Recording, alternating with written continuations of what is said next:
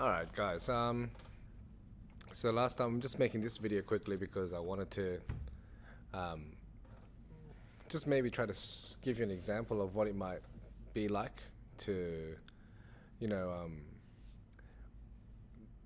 playing a game and then trying to look at it from a designer's perspective rather than like a player's perspective, because I feel like a lot of you are looking at it like a player's perspective, which is fine, but not for this. For this video game task, it's going to be much more beneficial.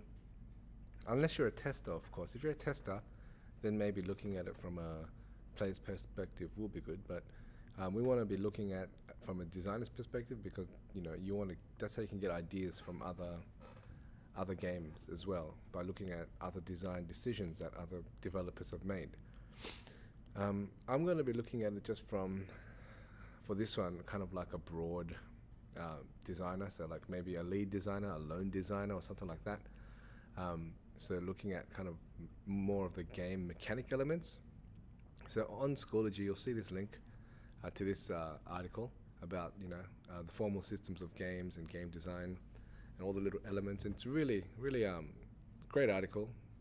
It's got links to this little article, another article about what is a game. And this person says it's everything. Everything's a game, not just like things you play, but literally every single thing is a game. And then Extra Credits, one of my favorite YouTube channels about game design. They're more about like, we shouldn't be, that's like the wrong question to be asking. It's a distraction. What is, trying to define what a game is. And there's a whole heap about different types of elements of games. One of the big things is, here we go, and it's got all the different elements. One of the other things is like, where is it? The formal game elements. So there's got players, objectives, procedures, rules, resources, conflict, obstacles, opponents' dilemmas. So they're examples of conflict, boundaries, and outcome. So I'm going to be kind of thinking about these things while I try to play Super Crate Box. You can all get this from the website. It's completely free. It's a very simple platformer. I actually tried to do this at home yesterday, and I'll put it up one day, but for some reason on my computer it runs like 10 times the speed of normal, and the keys were really sensitive, and yeah, I couldn't pass the tutorial for about 15 minutes, so I just stopped the recording because I couldn't get on with the thing. And luckily I have played the game before, so I know it shouldn't be that difficult.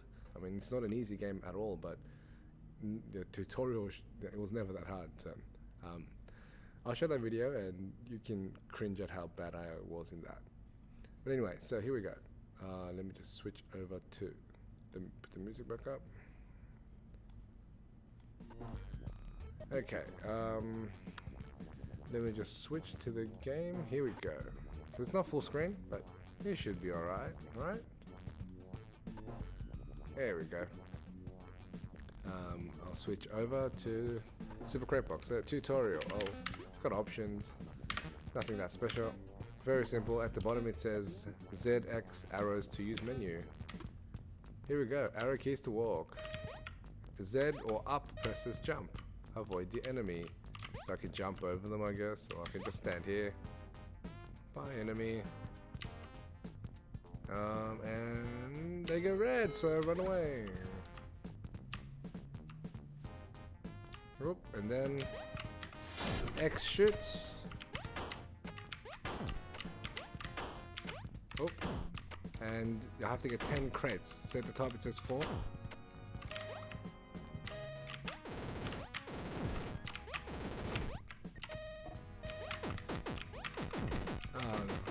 I really hate this gun.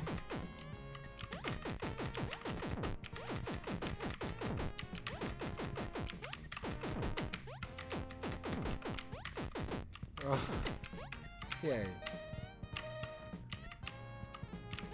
I'm just gonna run to the door. There we go. So that's the tutorial, and now I can play.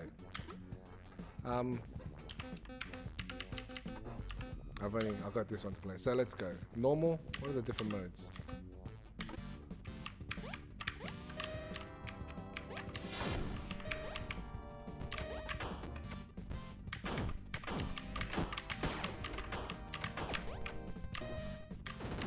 I think one of the biggest mistakes people make when playing this game is they think it's a killing game. It's not. It's about getting crates as much quickly as possible.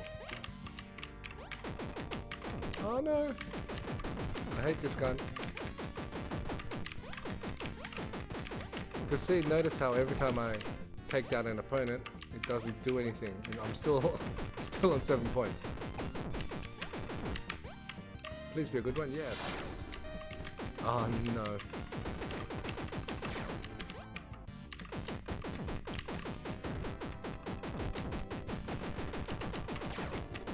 I didn't know this, but you can actually, if I press it faster, I shoot faster. Ah, okay, and then I'm dead. And at the bottom it says just one crate to the next weapon. So let's see if I can get, 10. If I can get to 10, then I'll stop. Oh, whoa.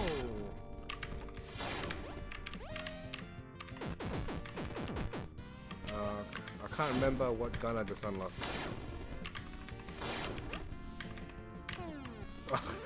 Oh, I got a revolver. Normally the first one is a new gun. Whoa, look at that. This packs a punch, doesn't it?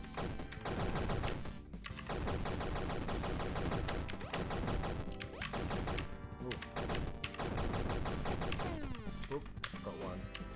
So I killed a lot of enemies that time, but it did absolutely nothing for my points. Oop.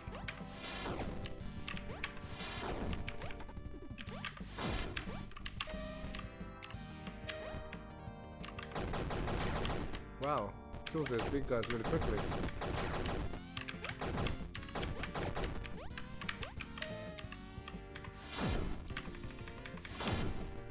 There we go.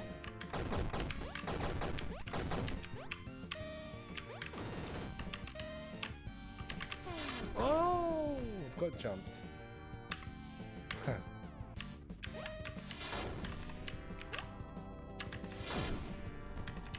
So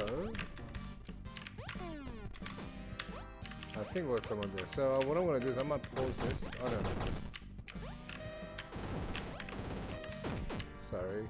I thought there was someone at my door. I'm just trying to get to. I'm trying to get my 10 crates. Oh no. Oh, I got a flamethrower. Oh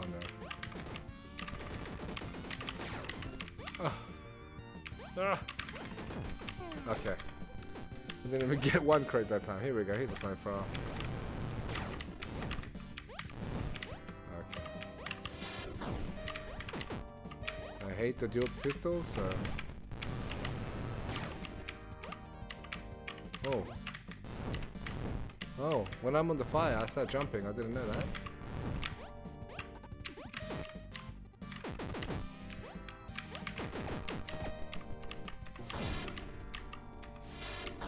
Oh. You don't want them to go in the fire because they'll go fast. Uh-oh.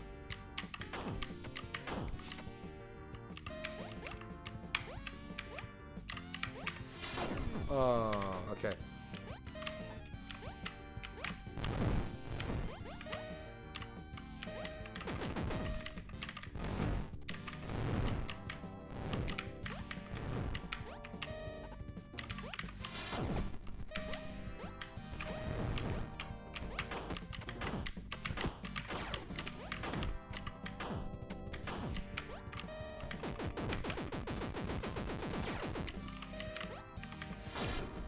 There we go.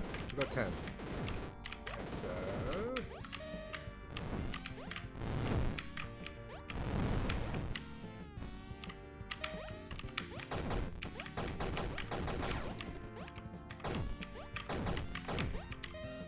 Oh wow, look at this. I'm gonna roll now. Whoop.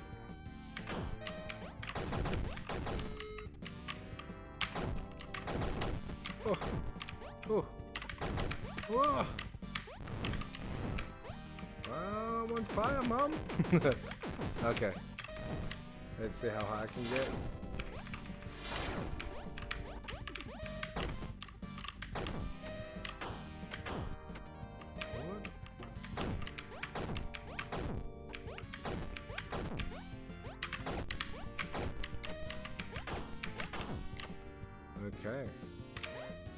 quiet them down a bit.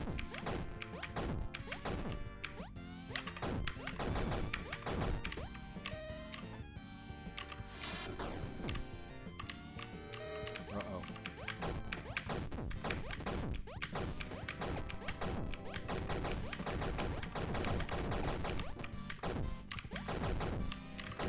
Come on. Okay. Oh, okay, I got 27. 3 new unlocks. Score 40 to unlock SFMT. I don't know what that is. But now, let's see. I will just quickly put this volume down. In my headphones anyway, because it is killing me. So in terms of, let's see, players, let's go back to this one. So let's look at players here.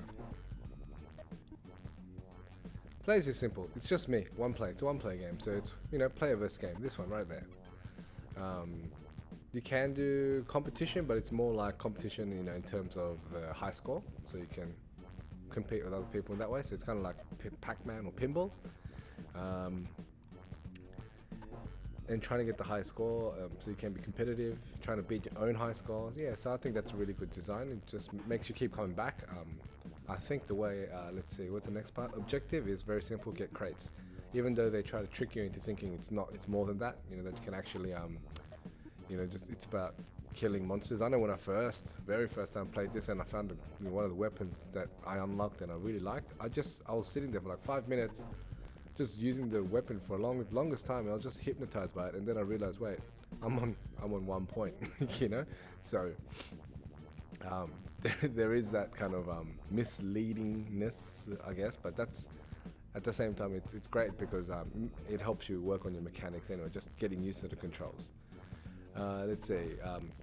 That part about, I think this part was really important. Mechanics always trump content, so I think they really did that. Designing a game to make you think about a mechanic first, and then a particular pattern of action that they want you to do over and over again.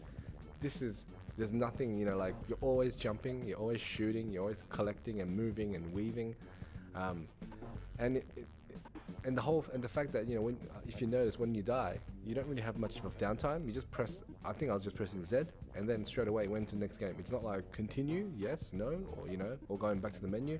It just tells you your score, tells you if you unlock something or any like achievements you might get, and then bang, you're into it straight away. So your brain is like, I think it makes it easier to get get that mechanics down to muscle memory, because it's like non-stop almost. The rules are pretty simple. Don't touch the enemies, or they will kill you. You don't have any life bar. It's just the one hit, one death. There's no time limit, so you can in theory be on 0 for hours or days if you really can play that long. Resources is just crates, and which gives you weapons, and which also gives you points. But then you have to get more crates, which will give you a different weapon, replacing your current one, etc., etc. And that's kind of the conflict, I think, as well. So with here, the objective, I think it's about like, there's no real story or capture.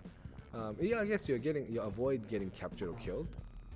And you're not really you can destroy them, but that's not the main point. It's about getting points, so it's like kind of solving a puzzle. Procedure, how to do it, like you start the game in the middle, but crates always appear in random spots. Progression is just getting more and more points, and there is no real end. The real end is just trying to beat your high score, or maybe they'll give you like like that last game. If you saw, I was on 27, and they said, "Oh, score 40 next time, and you'll unlock blah blah blah," some mode. So they'll kind of do that to try to get you keep going. That carrot on a stick. The play restricting play action is very simple. There's no extra movement thing. You can jump.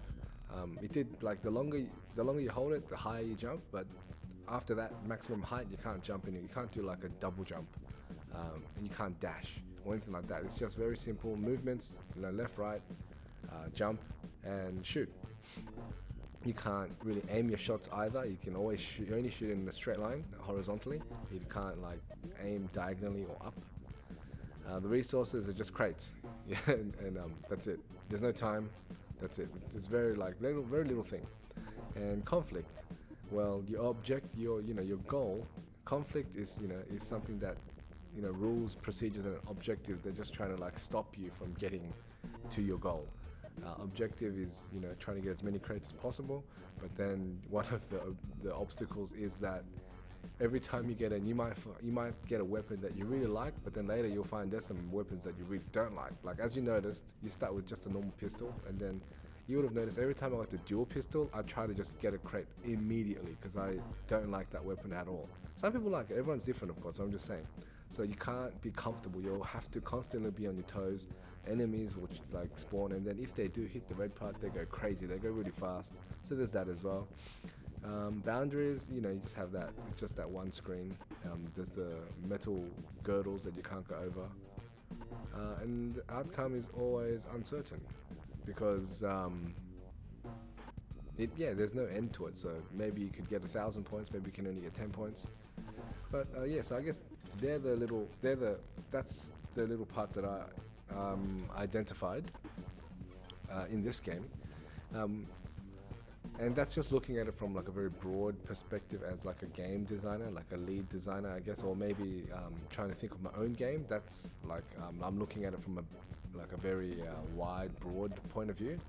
Of course, like the next time I'll try to do it with something more specific. So maybe I'll look at it as just from like a visual design point of view, or a storytelling point of view, or an audio design point of view. Like I'll try to change it up, be a bit more specific.